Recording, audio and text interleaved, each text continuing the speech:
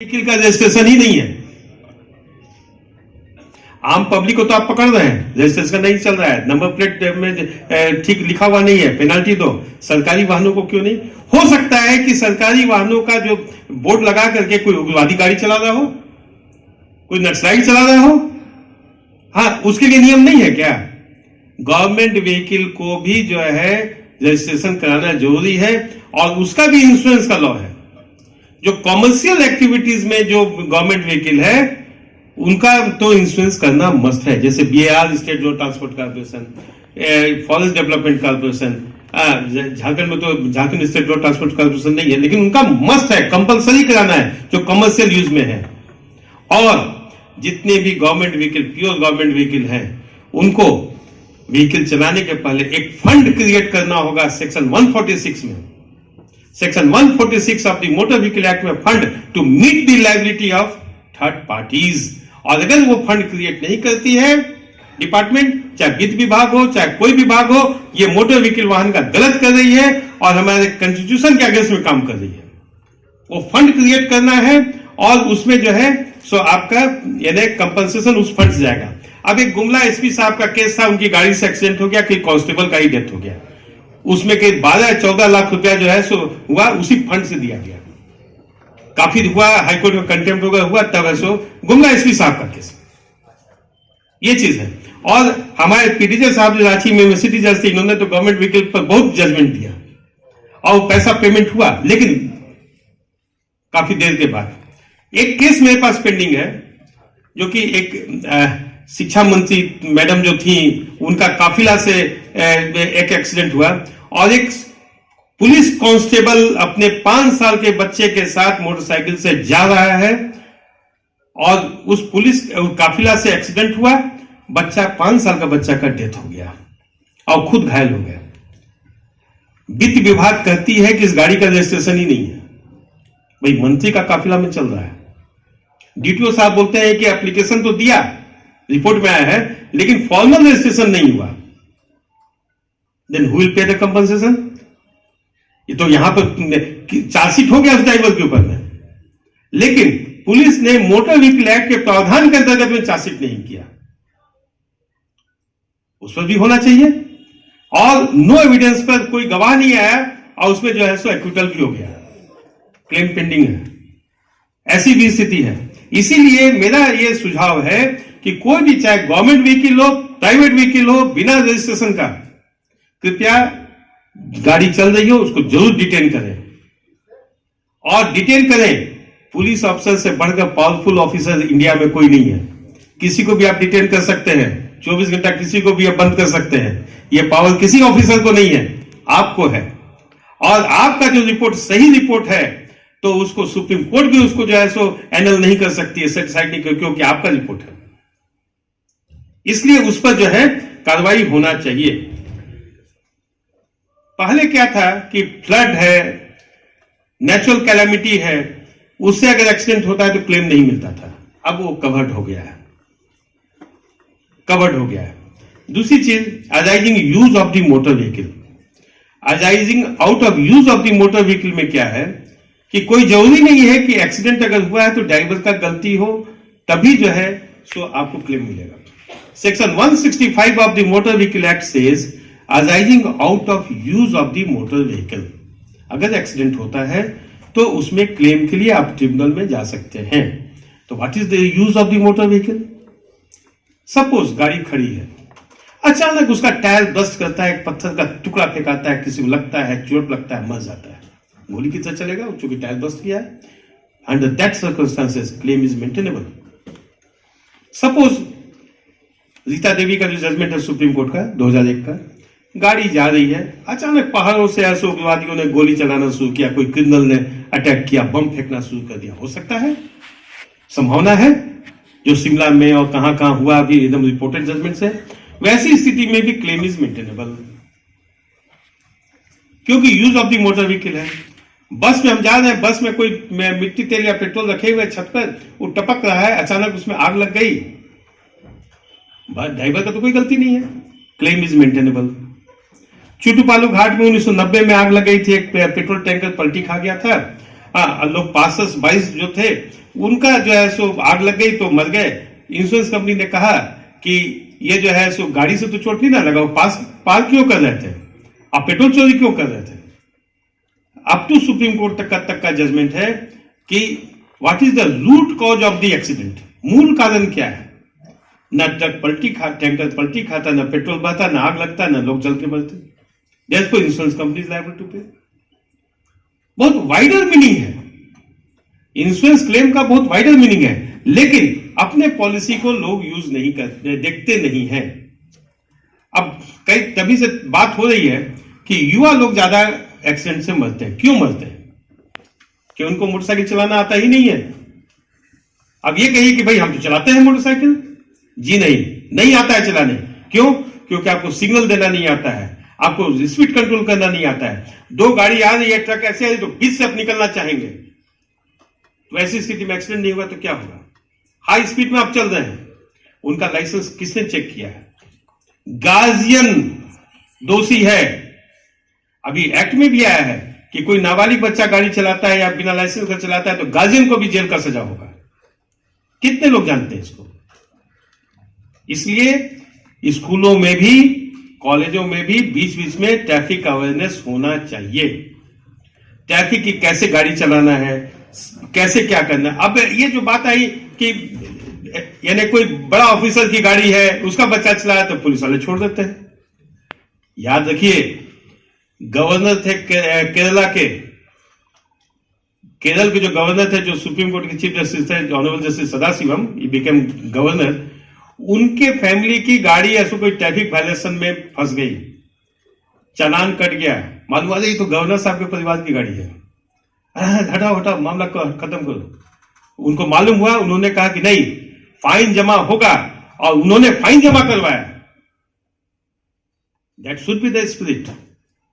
अभी देखा, अभी 3 दिन पहले जो न्यूज आया लंदन में, मिस्टर ऋषि सुनक जो वहां के प्रधानमंत्री हैं, कानून के मुताबिक कुत्ता को घुमाने ले गए पार्क में, चेन नहीं है, पुलिस कांस्टेबल ने टोक दिया उनको। यहां कोई प्राइम मिनिस्टर को टोकेगा ऐसी स्थिति में? प्राइम मिनिस्टर को टोका कि पार्क में आप खुला कुत्ता क्यों घुमा रहे हैं, चेन लगाइए, अदरवाइज पेनल्टी इज देयर। ये हिम्मत होना चाहिए, जज्बा होना चाहिए पुलिस ऑफिसर्स को, पुलिस कांस्टेबल्स को, पुलिस के जितने भी पदाधिकारी हैं। मुझे तो सुनने को मिला है, गिरिडीह की बात है, पंडित जवाहरलाल नेहरू गिरिडीह विजिट में गए थे, तो ट्रैफिक का सिपाही, किसी ट्रैफिक चल रहा है तो उसी में सिग्नल दे दिया, प्रधानमंत्री की गाड़ी रुक गई। 64 के पहले की बात है, मैंने सुना है इसलिए मैं कह रहा हूं। तो भाई प्रधानमंत्री की गाड़ी को क्यों रोक दिया? ट्रैफिक सिपाही है, उसका ड्यूटी है, हो सकता है रास्ते में कहीं कुछ आगे हो उसको एसपी साहब ने सस्पेंड कर दिया कि तुम प्रधानमंत्री गाड़ी क्यों रोके। शाम को प्रधानमंत्री ने उस सिपाही को इनाम दिया कि हो सकता है आगे कुछ हो रहा है, इसलिए तुमने ट्रैफिक को रोका। हो सकता है कोई ट्रेन में कोई जा रहा है, लाल झंडा दे दिया, इसका मतलब कोई खतरा है, डेंजर है। तो इसलिए ड्यूटी जो है उसको करना है, और ये नहीं कि मुंह देखिए ऐसा करना है कि क्या है नहीं। दूसरी चीज कि आपका एम्बेसी व्हीकल चेक करते हैं, तो व्हीकल चेक करने में क्या क्या चेक करना है ताकि दुर्घटना होने पर कुछ लोगों को फायदा हो। अब एक क्वेश्चन आता है, एम्बेसी की गाड़ी, राजदूतावास, एम्बेसी की गाड़ी को डिप्लोमेटिक इम्यूनिटी मिला हुआ है। डिप्लोमेटिक इम्यूनिटी मतलब कि अगर उसकी गाड़ी से कोई दुर्घटना होती है या कोई ऑफेंस होता है तो उस पर कोई केस लॉज नहीं होगा, क्योंकि डिप्लोमेटिक इम्यूनिटी है। But at the same time अगर उस गाड़ी से, उस वाहन से कोई दुर्घटना हो गई, किसी का इंजरी या डेथ हो गया, तब क्या होगा? हाउ टू गेट क्लेम, एक बहुत इंपॉर्टेंट क्वेश्चन है। वैसी स्थिति में एक केस मेरे पास आया था, मैंने ही कंडक्ट किया था। एम्बेसी ऑफ जापान की गाड़ी थी, दिल्ली में एक्सीडेंट हुआ था एम्बेसी ऑफ कुवैत के सामने। मैंने रिसर्च करके उसमें फाइल किया कि, और पैसा कंपनसेशन मिला भी, कि although embassy is not responsible to pay the compensation under any circumstances, but at the same time since vehicle was insured, insurance company को तो इम्यूनिटी नहीं है, insurance company will pay. Insurance company को payment किया, insurance company ने payment. अब एक चीज है कि अब हमारा देश काफी स्ट्रांग होते जा रहा है, बाहर के भी लोग आते हैं। अब बाहर से जो फॉरेनर की जो गाड़ी आती है इंडिया में, तो उनकी व्हीकल क्या क्या कंडीशंस है यहां इंडिया में चलने के लिए, उसमें क्या है कि अगर वैसी गाड़ी की चेकिंग होती है, जांच होती है, तो यह देखना है कि उसका इंटरनेशनल ड्राइविंग लाइसेंस है कि नहीं। इंटरनेशनल ड्राइविंग लाइसेंस उस कंट्री के फॉर्मेट के मुताबिक मिलेगा जहां से गाड़ी, जहां का ओरिजिनल रहने वाला है। साथ ही साथ आप पॉल्यूशन की बात करेंगे तो पॉल्यूशन विदेशी वाहनों में, जिस देश का वाहन है उस देश में अगर पॉल्यूशन का नियम नहीं है तो आप यहां चेक नहीं कर सकते हैं, पॉल्यूशन नहीं मांग सकते हैं। लेकिन अगर उस कंट्री में है कि पॉल्यूशन सर्टिफिकेट, तो आपको यहां भी देखना है। और उसको परमिट जो होता है, इंटरनेशनल परमिट, वो ऐसो यहां पर करना है। दूसरी चीज कि मिनिमम थर्ड पार्टी का इंश्योरेंस का कवरेज उसमें होना चाहिए। अगर थर्ड पार्टी का इंश्योरेंस कवरेज नहीं है तो वो ऑफेंडर है, और उसमें जो है जो मोटर व्हीकल लॉ के अंतर्गत उसका प्रोसिक्यूशन होगा। और अगर थर्ड पार्टी क्लेम हो गया तो insurance company is liable to pay. अभी क्या है कि अब क्लेम में हम आते हैं, क्योंकि ये ऐसा विषय है जो एक दिन का विषय नहीं है, इतना वाइड है। Motor vehicle act insurance law अपने आप में एक सेल्फ कंटेंट कोड है जो इंडियन पेनल कोड और सीआरपीसी से भी ज्यादा विस्तृत है। और इसीलिए मेरा एक सुझाव रहता है, मीटिंग में मैं कहता हूं और लॉ कॉन्फ्रेंसेस वगैरह में मैं कहता हूं कि एक्सीडेंट रिलेटेड जो होता है, जैसे लॉ कॉलेज में पढ़ाई होती है, 10 या 20 नंबर का मोटर व्हीकल एक्ट में एक क्वेश्चन है, बस, उससे ज्यादा नहीं है। मेरे टाइम में तो यही था, अभी काम मुझे नहीं मालूम। तो इसका विस्तृत जानकारी ऑफिसर्स को भी होना चाहिए, और इसका एक अलग विंग होना चाहिए, और हर जिला में एक इंडिपेंडेंट एमएससीटी कोर्ट होना चाहिए। ये नहीं कि झारखंड में सिर्फ 2 जगह एमएससीटी कोर्ट इंडिपेंडेंट, एक हजारीबाग, एक रांची, बाकी जगह जितने भी प्रिंसिपल डिस्ट्रिक्ट जज हैं, they are ex officio of MSCT court, और ऑल एडिशनल जजेस आर एडिशनल एमएससीटी कोर्ट्स। ये चीज है। तो इसमें मेरा कहना है कि इसमें ऐसा पूरी ट्रेनिंग होनी चाहिए, और डीएलएसए का जो रोल है उसमें कि कोई भी एक्सीडेंट, जैसे अभी एसपी साहब ने कहा कि इतना डेथ 2022 में हुआ, 21 में हुआ, तो क्या मेरा क्वेश्चन है कि उन्होंने इंक्वायरी किया ही होगा कि क्या उतने एक्सीडेंट का रिपोर्ट एमएससीटी को गया? अगर उन्होंने कहा कि 150 का डेथ हुआ, 300 का डेथ हुआ, हाँ, तो उतना का रिपोर्ट गया एमएससीटी को? नहीं गया तो क्यों नहीं गया? अब गया तो ठीक बात है, इस पर भी ऐसा ध्यान देना चाहिए। इसलिए चेक, क्रॉस चेक होते रहना चाहिए, खाली फिगर और डाटा देने से काम नहीं चलेगा। अभी जैसे देखिए, मैं बता रहा हूं कि ये रोड एक्सीडेंट्स इन इंडिया 2019, ये गवर्नमेंट ऑफ इंडिया का, ministry of road transport and highways transport research wing का, ये 2019 का पूरा रिपोर्ट है इसमें, कि accident classified according to non use of safety device वगैरह पूरे आंकड़े दिए हुए हैं। इसको देखने के बाद ऐसा लाजमी लगता है कि डर लगता है कि घर से हम निकले तो कैसे निकले, सुबह निकलेंगे तो शाम को हम घर वापस आ पाएंगे कि नहीं। इसीलिए हम सबों को चाहिए कि सेफ्टी प्रिकॉशन लेना चाहिए। Prevention is the best cure. अब मोटरसाइकिल तो मेरा दोस्त है, चला रहा है भाई, घोड़ा की तरह दौड़ रहा है, तो मेरा एक क्वेश्चन है कि ये बिजली भी तो है, बल्ब है, पंखा है, एसी है, सब बिजली का करंट आ रहा है, तो क्या दोस्ती में हम तार को खोल करके तार को पकड़ लें? जिंदा बचेंगे? सेफ्टी है, प्रिकॉशन है, तब हम बचे हुए, तब हम मजा ले रहे हैं। उसी तरह रोड एक्सीडेंट में, रोड में भी हम अगर प्रिकॉशन लें तो हम सेफ रहेंगे। यहां पर क्या है कि कोई भी गाड़ी है, कॉमर्शियल व्हीकल कोई है, चौक चौराहे में मुड़ते ही उसको खड़ा कर दिया, अरे थोड़ा स्पेस देके खड़ा कीजिए ना। बहुत सी चीज है, ऐसी बातें हैं कि ये जो है, इसका रिपोर्ट है, नेट में भी अवेलेबल है, और इसमें जो है आपको जो है सो देखना चाहिए। अब आइए कि how to educate the claim cases. Claim case में क्या क्या चीज का सावधानी करना है। मान लीजिए विद इन 6 मंथ और एज द केस में भी पुलिस का रिपोर्ट अगर आ जाता है तब भी जो है सो उसमें अपना दावा है सो पेश कर सकता है, इनकम क्या है, एज क्या है, उस पर है। अभी हमारे माननीय पीडीजे साहब ने कहा कि 1 करोड़ 20 लाख का इन्होंने जजमेंट दिया।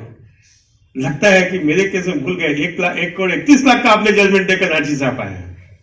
और उसमें जो है इंटरेस्ट लेकर के काफी हो गया। हाईकोर्ट में इंश्योरेंस कंपनी गई अपील में, हाईकोर्ट ने कहा कि पहले 1 करोड़ रुपया पेमेंट कीजिए तब बाकी स्टे करेंगे। 1 करोड़ रुपया पेमेंट हो गया। क्लेम केस में मिनिमम 5 लाख रुपया है, 5 लाख रुपया फिक्स नहीं है, मिनिमम 5 लाख रुपया है और अनलिमिटेड है। कोई मान लीजिए 1 लाख रुपया कमा रहा है, उसका अर्निंग है 1 लाख रुपया और उसका एज कम है, 25 साल 30 साल अगर है, तो कैन यू से कि उसको कितना कंपनसेशन मिलेगा उसके फैमिली को? 1 लाख रुपया है, या तो शादीशुदा है या कुंवारा है। अगर शादीशुदा है तो उसमें 1/3 घट जाएगा डिपेंडेंसी, तो कितना हो गया?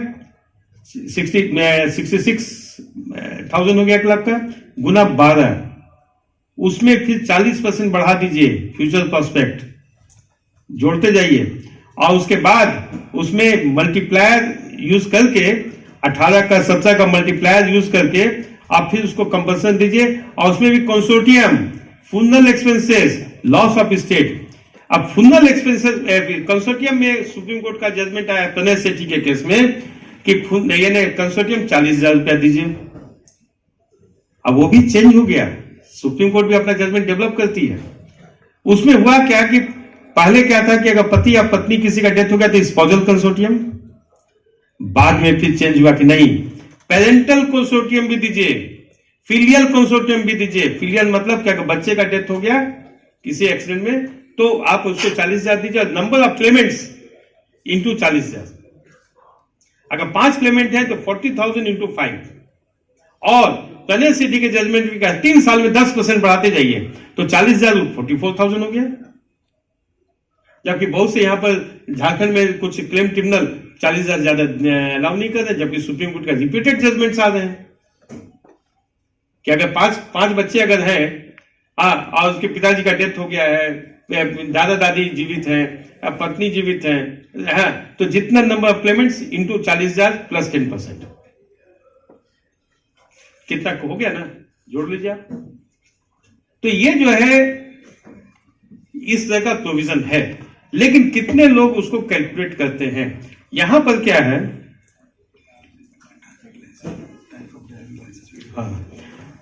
यहां पर क्या है कि एम्बुलेंस चेजर की तरह, जैसे अमेरिका में एम्बुलेंस चेजर कहते हैं, कहीं एक्सीडेंट हुआ कुछ लोग दौड़ गए कि देखो जी ये वकालतनामा है तो ये है, सही करो, ठेपा करो, है ना, हम क्लेम दिला देंगे। अगर उसको जेन्युइन 20 लाख मिल जाए तो उसको 5 लाख 7 लाख रुपया में इंश्योरेंस कंपनी से सेटल कर देगी लोक अदालत में।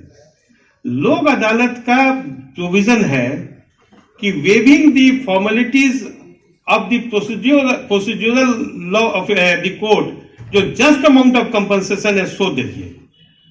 ये नहीं कि इंश्योरेंस कंपनी है सो जबरदस्ती प्रेशर दे करके भाई 5 लाख ले लो ना, 7 लाख ले लो ना। क्यों? अरे जस्ट कंपनसेशन का 20 लाख बनता है, 20 लाख दीजिए, 1 करोड़ बनता है तो 1 करोड़ रुपया दीजिए।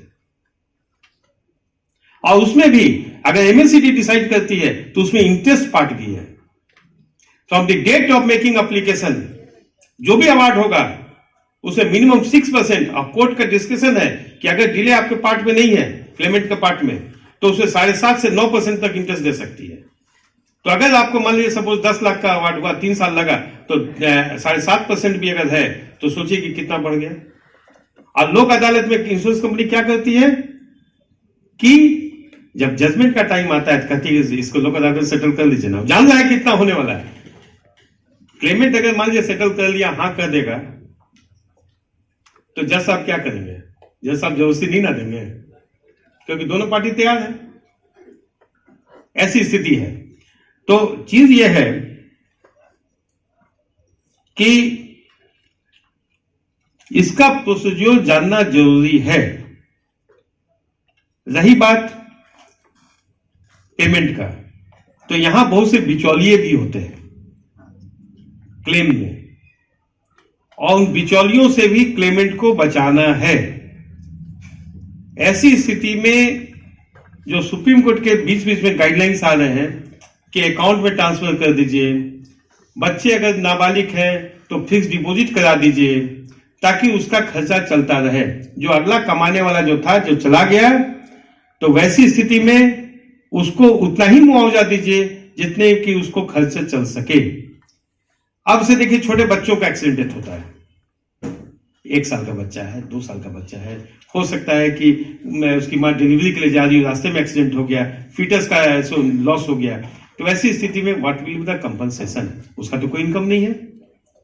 सुप्रीम कोर्ट उसमें 4,70,000 से 5 लाख तक का प्रावधान कर दिया है कि उसमें जो है चमेली देवी के केस में, चमेली देवी का केस मैंने कंडक्ट किया था जो सुप्रीम कोर्ट से एनहांस हुआ।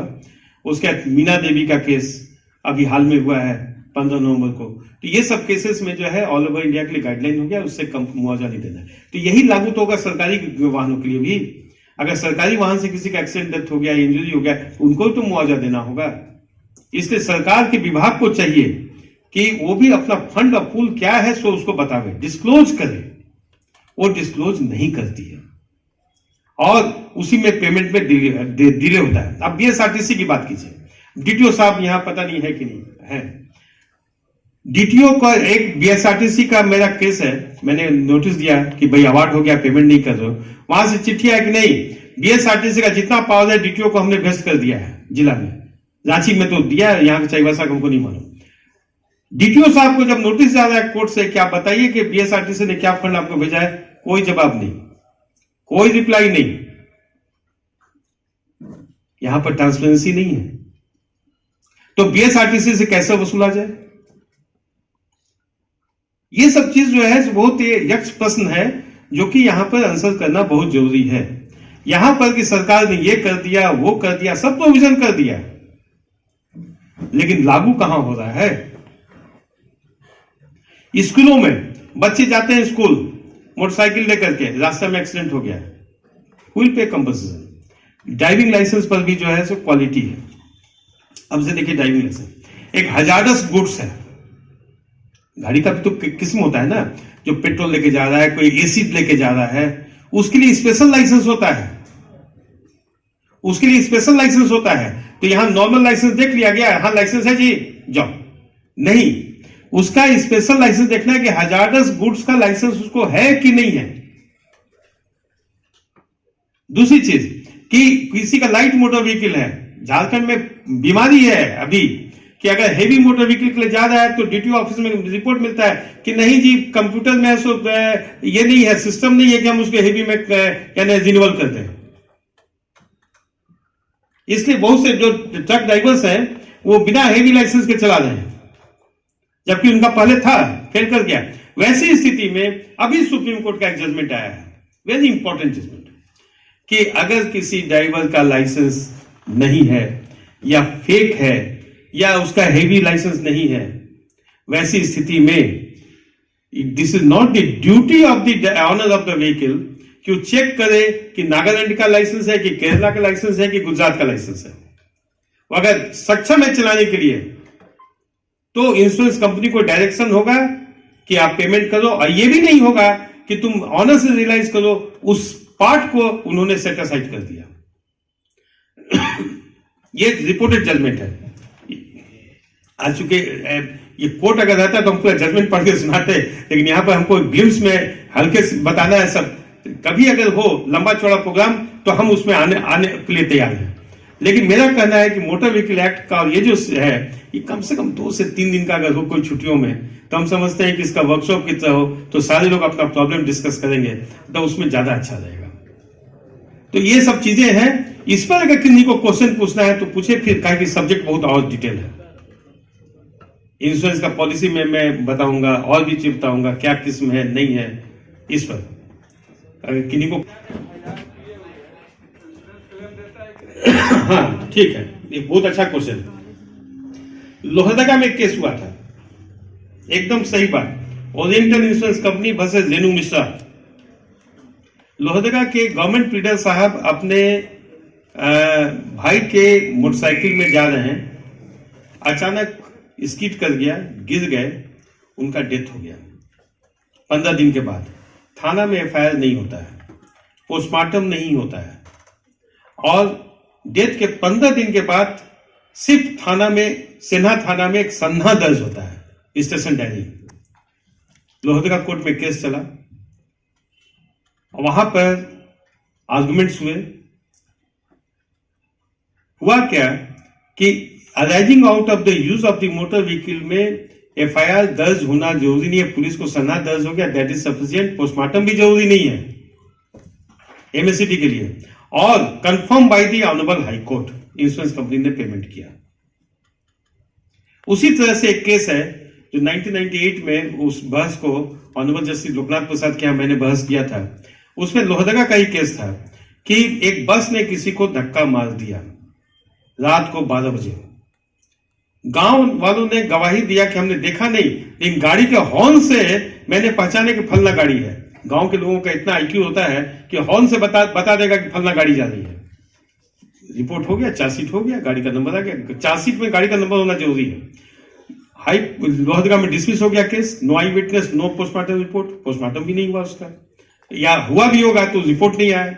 उस समय कहा कि नहीं, जब चार्जशीट में गाड़ी का नंबर आ चुका है तो claim is maintainable, no eye witness is required, no postmortem report is required. इसीलिए चार्जशीट में मैंने बहुत से चार्जशीट देखा है जिसमें कि पुलिस वाले लिखते हैं, आईओ लिखते हैं कि अनुसंधान पूर्ण है, ये ड्राइवर दोषी है, लेकिन ये नहीं लिखते हैं कि उस एक्सीडेंट में किसका डेथ हुआ, गाड़ी नंबर कौन इन्वॉल्व है। ये 2 लाइन अगर बढ़ा दें आप तो कितना लोगों का कल्याण हो जाएगा। दूसरी चीज कि जब आप कह रहे हैं, आपका क्वेश्चन से राइज हो रहा है कि सपोज आपने एफआईआर कर दिया, एफआईआर में ईच एंड एवरी पार्टिकुलर देना जरूरी नहीं है। FIR is not a plaint नहीं है सिविल सूट की तरह। वहां पर तो यानी कानून को जो है सो प्रोसेस में लाना है, उसके लिए एफआईआर है, और इन्वेस्टिगेशन में सारी चीजें आएंगी। तो वैसी स्थिति में अगर क्रिमिनल ट्रायल में एक्विटल हो गया, आपने कहा कि नो तथ्य की भूल है, ड्राइवर का दोष नहीं लेकिन एक्सीडेंट हुआ है, क्या क्लेम मेंटेनेबल होगा? होगा। ड्राइवर का एक्विटल भी हो जाए, सजा भी हो जाए, तब भी क्लेम मेंटेनेबल है।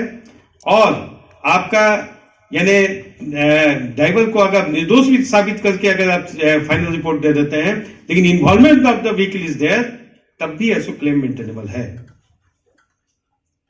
क्योंकि इसका बहुत वाइडल मीनिंग है, सोशल वेलफेयर स्टेट है, और हमारे सोशल वेलफेयर स्टेट में किसी को भी वंचित नहीं होना है मुआवजा से। दूसरी चीज कि क्लेम में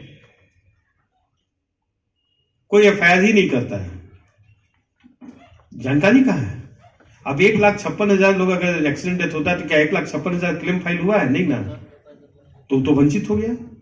इसलिए पहला जो लीगल वॉलंटियर्स जो होते हैं उनका भी ड्यूटी होता है कि इस जगह लोगों को जागरूक करें, और डीएलए से का भी ड्यूटी बनता है। अभी तो रूल में क्या हमको नहीं मालूम, लेकिन एक होना चाहिए कि डीएलए से जितना भी एक्सीडेंट का केसेस आते हैं उसको सुपरवाइज करें, उसको रिपोर्ट आया कि नहीं आया। ये नहीं कि ऐसो क्लेमेंट को ऐसो इग्नोरेंट होकर के उसको रहने दीजिए। डीएलएसए को भी चाहिए कि एक विंग उसे बना करके और जो है सो उसमें आगे काम करे। उसमें बहुत सी एनजीओज भी जो हैं वे लोग भी अपना सर्विसेज देने के लिए तैयार हैं, प्रोवाइडेड कि डीएलएसए उसमें थोड़ा सा एक्टिव हो जाए। जैसे फैमिली कोर्ट के जज साहब हैं, या तो डाइवोर्स होगा या जस्टिस ऑफ कॉन्जुगल राइट होगा, तो फैमिली टूटता है डाइवोर्स होने से, फैमिली जोड़ने की कोशिश किया जाता है मीडिएशन से।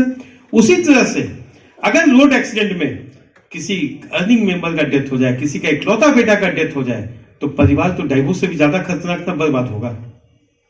उस एंगल को भी देख लिया जाए।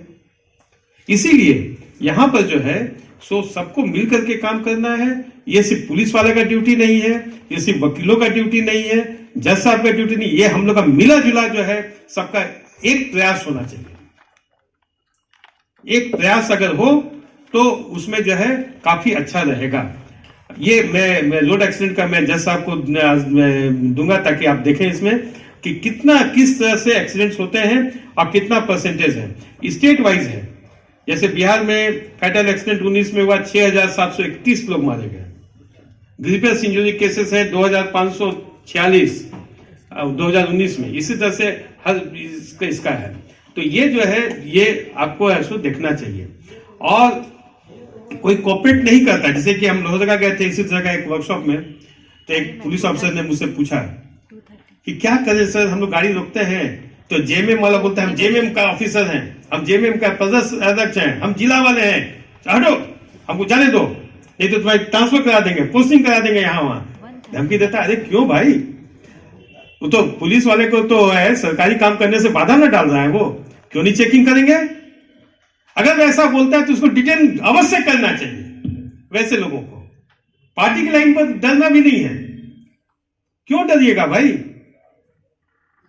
वैसे लोगों को एकदम स्ट्रिक्ट हो सकता है एक व्हीकल ऑफेंडर हो, आगे जाके कुछ बदमाशी करने का योजना बना रहा हो। तो ये सब सारी चीजें जो है देखना चाहिए। इस पर अगर किसी को कोई सवाल अगर हो तो पूछा जाए, इधर से स्टूडेंट लोग की तरफ से। हाँ कितना बस 1 मिनट जी, कहा जाए भाई। सर एमएससीटी एक्ट में सुबह से सुन रहा हूं सर कि परमिट होना चाहिए, ये होना चाहिए, सब कुछ होना चाहिए। सपोज सर मैं यहां से रांची जा रहा हूं सर, रांची राधेश्याम बस से ही जा रहा हूं। रांची में बस जो है ब्रेक डाउन हो जाती है घाटी में सर, और वो बस का मालिक जो है हमको जो ये करने की दूसरी बस मंगाता है सर, यानी रिकवरी। अब उसका परमिट नहीं है सर, चाहे कुछ, यानी रिकवरी व्हीकल का या जिस गाड़ी से जा रहे हैं उसका? नहीं, रिकवरी व्हीकल। अच्छा। और उस रिकवरी व्हीकल का आगे कुछ हो जाता है, एक्सीडेंट हो जाता है, अनहोनी हो जाती है। Whether the insurance company is liable to pay? Which insurance? जो रिकवरी व्हीकल का इंश्योरेंस या नहीं, इसका तो जो रिकवरी का? Yes, very important question, very important question. वहां पर आपका सवाल ये है कि एक बस से हम जा रहे हैं, ब्रेक डाउन हो गया, तो उसको रिकवरी करने के लिए पैसेंजर को डेस्टिनेशन पहुंचाने के लिए कोई दूसरी बस ऐसा भेजा और उस बस का परमिट नहीं है। हाँ, और वो बस जो जा रहा है उसका एक्सीडेंट हो गया, तब क्या होगा? इसमें rule 71 of the Jharkhand motor vehicle rules comes into play.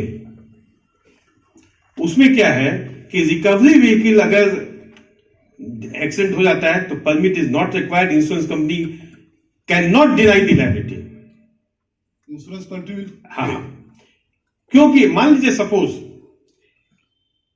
हम आ रहे हैं रांची से चाईबासा की तरफ, घाटी में 2-4 पेड़ गिर गया, कुछ डैमेज हो गया या ऐसा रोड जाम हो गया, वैसी स्थिति में बस का पैसेंजर या कोई ट्रक का गुड्स लेकर के उसको जल्दी कहीं आगे जाना है, रूट चेंज करके जाना है और उस रूट का उसका परमिट नहीं है और वहां पर एक्सीडेंट हो गया, then what will happen?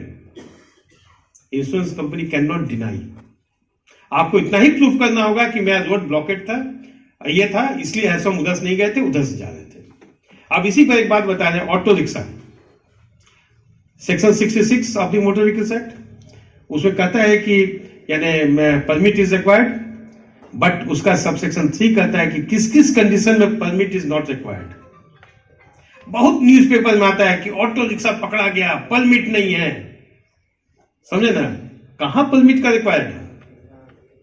Rule 70 में झारखंड मोटर व्हीकल रूल्स कि जिस व्हीकल का सीटिंग कैपेसिटी 10 से कम है इंक्लूडिंग ड्राइवर, सेक्शन 66 का परमिट का रिक्वायरमेंट नहीं है।